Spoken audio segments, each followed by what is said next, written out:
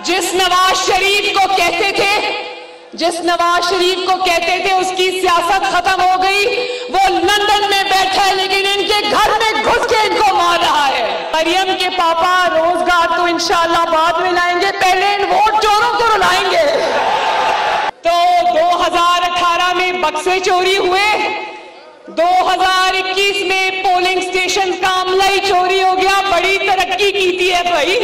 मैं तलक शौकत मंजूर चीमा और नौशीन इफ्तिखार जो डस्का से जीती है मुस्लिम लीग नून की पूरी इंतजामिया को, पूरी की पूरी जाली हुकूमत को, पूरी एजेंसीज को इन दो शेरनियों ने दिन में तारे दिखा दिए।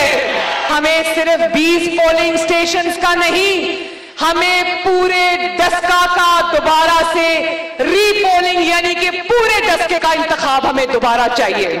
जिसको तुम कहते थे ना कि उसकी सियासत खत्म हो गई है, उसके एक हल्के में डस्का और वजीराबाद ना पहले भी नवाज शरीफ का था, आज भी नवाज शरीफ का है और इंशाल्लाह कल भी नवाज शरीफ का रहेगा। नवाज शरीफ के एक हल्के पर डाका डालने के लिए पूरे मुल्क की एजेंसी, पूरे डस्का की पंजाब की इंतजामिया, पूरे डस्का की पुलिस फोर्स, पूरा तहरीके इंसाफ, इनके वजीर, इनके मुशीर, इन्होंने पूरा जोर लगा दिया।